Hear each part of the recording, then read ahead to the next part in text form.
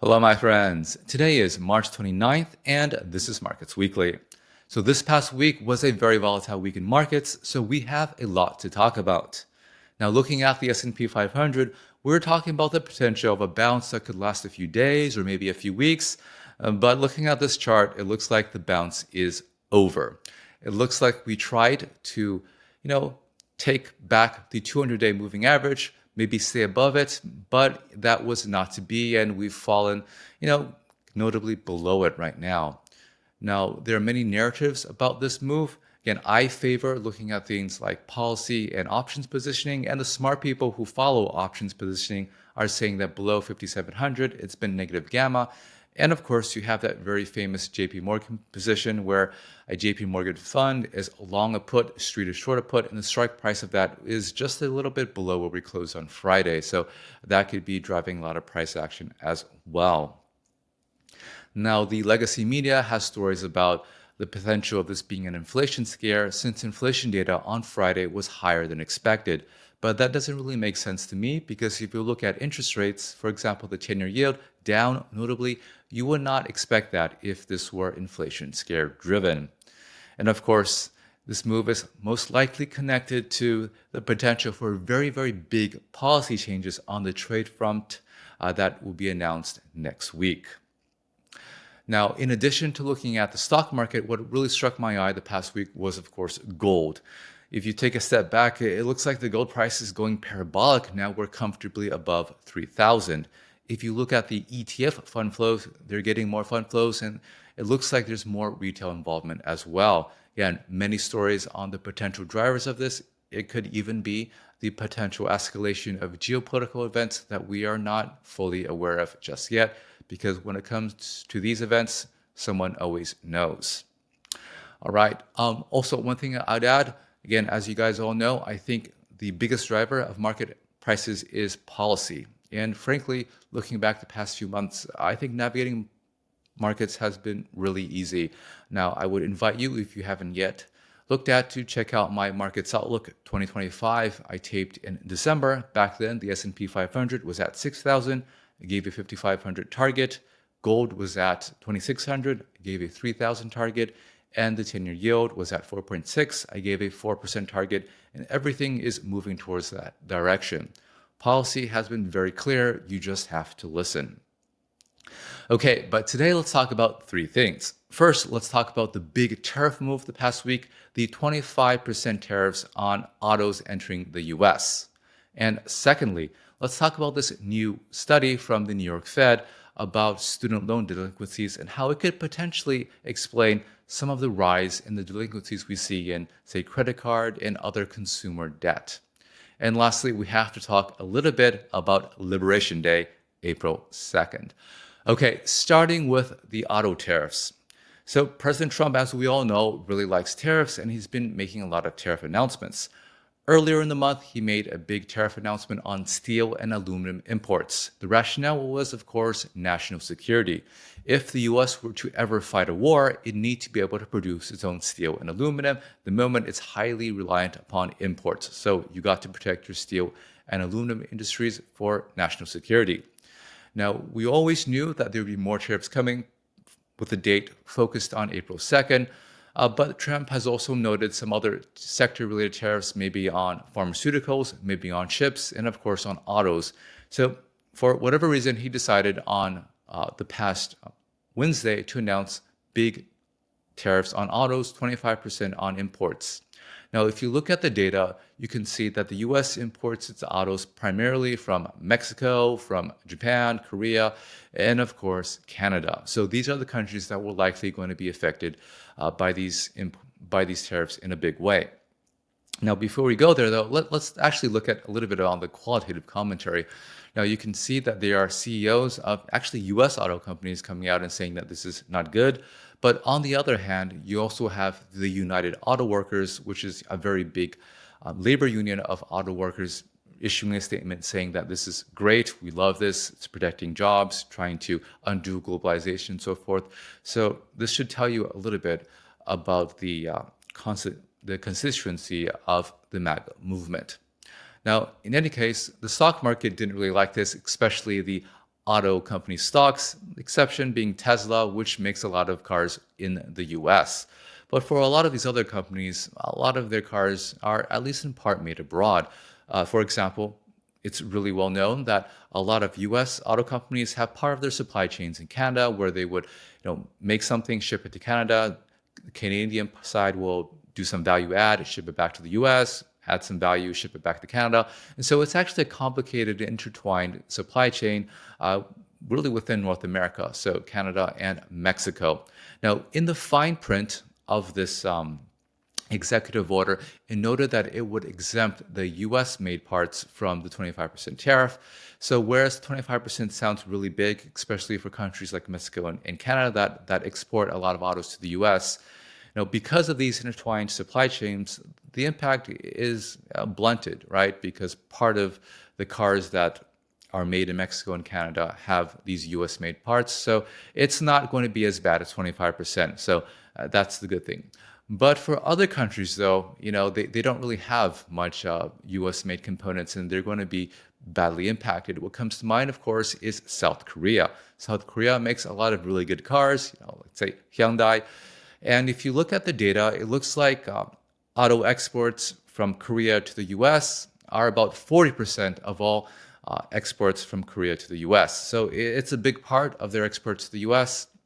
And having a 25% tariff is going to impact them bigly. And maybe that's why not too long ago, we had the CEO of Hyundai come to the White House, stand next to Trump and say, we are building a factory in the US and building cars and steel and stuff like that, because he knows that they are very vulnerable to this and he's trying to build in America to avoid tariffs. Now, this actually brings us to Japan, where the situation is really interesting. So if you look at this chart of Japanese autos that are, autos made by Japanese companies that are made in Japan and made in the US, you note that in the 1980s, a lot of Japanese autos were made in Japan, then exported to the US. This was a point of contention at the time, and it made the US government very angry. And so after some negotiation, the Japanese companies decided to build more factories in the US. And so today, a lot of Japanese autos are actually made in the US, which you can see from this chart. Now, there are still some cars Japanese cars made in Japan exported to the US. These tend to be some of the fancier cars like the Land Cruiser from Toyota, for example. So those cars, they will be impacted by the tariffs. But since the Japanese auto companies have diversified and are building a lot of cars in America, they're not going to be impacted as much. And of course, Japan is a big economy, well diversified, such that auto exports to the US even if tariffs are going to not have a meaningful impact on their overall GDP. So it looks like Japan will be just fine. The Japanese auto companies can okay as well. So this is going to cause some chaos. But at the end of the day, it is possible that these foreign car manufacturers, be it Koreans or Europeans, follow the motto of Toyota and actually manufacture more in the US. So we'll see if that can happen. That is obviously ultimately the administration's goal. Okay, the next thing we want to talk about is this really interesting study on student loans from the New York Fed.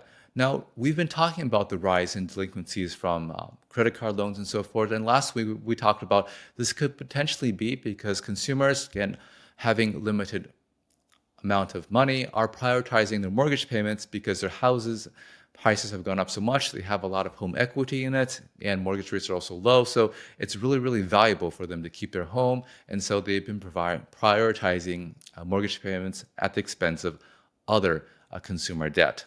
Now, there's this interesting work from the New York Fed that shows that, maybe, again, this is a connection that I make reading between the lines, that maybe this is also because you have more people taking on credit card debt that should not. Now, if you look at student loan volumes in the U.S., you notice that it's really high, right? In the U.S., we have about $1.5 trillion worth of student loans. For those of you who are not from the U.S., higher education in the U.S. is comically expensive. If you wanted to go to a fancy school, that's like $50,000, $60,000 a year in tuition. Now, there is financial aid to offset it, but still, it's a shockingly high price tag. Now, part of the reason why prices are so high is because if you go to college, you can get subsidized loans from the government. Now, as the government provides this financing, students, being just 18 years old, happily borrow, go to school, and because their demand is subsidized, the universities can charge high prices. But the volume of student loan has really absolutely exploded. During the Biden administration, during COVID, there was some effort to try to help students, being given all the chaos, to make payments. And so what the Biden administration did was they basically paused student loans. They also tried to forgive some student loans. Again, there are legal challenges and so forth to that. But what they clearly did, though, was to hit the pause button on student loans. And so for a period of time, these student loan borrowers did not have to pay their debt. And so because of that, that kind of strengthened consumer finances a bit. And as the student loan aged, their credit scores went up. Again, the students did not have to make student loan payments, pausing their delinquencies. Everything was okay. They had more money to spend on other things. Now, in addition to that, the Biden administration also had this plan called Fresh Start, where they basically wiped out the delinquency records and the default records of previously student loan borrowers who are not in good standing. And so the combination of deferrals and wiping out past delinquencies and defaults basically significantly improved the credit scores of a lot of student loan borrowers. And you can see that in this chart where, over time, people who held student loans saw their credit scores go up. In a sense, these programs artificially boosted the credit scores of millions and millions of student loan borrowers. Now, though, it looks like the party is ending. And so as those special programs fade, student loans are going to come due. And after they are delinquent for, say, 90 days, they begin to impact your credit score.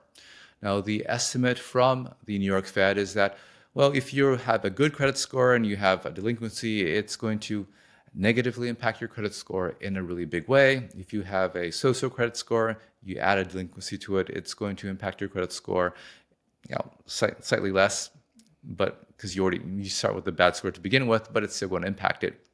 Now, these researchers are suggesting that in the coming days, since the program is over and we have to wait 90 days for delinquencies to show up, you could have millions and millions of people basically show up in the 90-day plus delinquency section, and that's going to have a very negative impact on the credit score. How big an impact on aggregate credit scores is just really going to depend on how many people are delinquent and what their current credit scores are. Higher they are, the bigger the fall. Now, this strikes me as interesting because maybe one of the reasons why that we have a pickup in delinquencies in things like credit card debt is because some of the borrowers were able to borrow because they had an inflated credit score due to these special programs. And as these special programs fade, again, we get to see what their real credit score is. And these guys should never have been able to borrow as much as they have. So we'll see. It's unlikely, I think, to have a big impact on the mortgage market and so forth because, well, I think the standards there are a little bit higher to get a conforming mortgage, but it could have a bigger impact on things like credit card delinquencies and so forth because the standard to get out loans there is a bit lower. Okay, now the last thing that I want to talk about is Liberation Day. So President Trump and his team have been teasing April 2nd for some time. April 2nd is the day when the Trump administration will unveil reciprocal tariffs. Now, to be clear, it looks like from current reporting that everything is still in flux. Now, recent reporting from the Washington Post suggests that the team actually hasn't fully decided what they're going to do. Maybe they'll still do blanket tariffs. In fact, the article suggests that Steve Bannon, who was very influential in the MAGA movement, is saying that this is going to be such a big deal that we should make Liberation Day a federal holiday. So whatever is going to happen, it looks like it's going to be big. Now, when I read the executive order a while back, it looked like they were basically giving themselves a lot of leeway to set reciprocal tariffs. Now, the principle is that whatever other people tariff us, we're going to do the same to them. However, how they define tariff is kind of it's liberally constructed, right? So in the executive order, they also consider things like VAT tax to be a tariff, which I could say that many people think it's technically not. And they will also said that they will look at non-tariff trade barriers in as also a sort of tariff. So this kind of wiggle room gives them a lot of room to impose basically whatever they want. So I think it's really just going to be dependent upon what their policy objectives are, how the negotiations are, and maybe how they think that the industries will react. Now, some separate reporting the past week where representatives from the European Union came to talk were suggesting that, it looks like it's maybe some blanket tariffs, 20-25% on EU. So, that's a huge increase from what it used to be. Now, the Trump administration has focused their tariffs on just 15 countries. There are hundreds of countries in the world, but they're just focusing on 15. And to be clear, really only a few countries do big trade with the U.S. that are going to have big macroeconomic impacts. But looking at the trade surplus, trade deficit chart, it's pretty clear countries like China, like European countries, are going to be impacted the most. So my sense is that this is going to be a really big deal that the market is not anticipating. And I think that there's probably sizable downside in the equity market, and I'll write about that in my weekly this week. So we're going to find out very soon what this all means. So hopefully everyone is ready. This is going to be an exciting week, and who knows, maybe we'll have the day off next year. All right, that's all I prepared. I'll talk to you guys next week.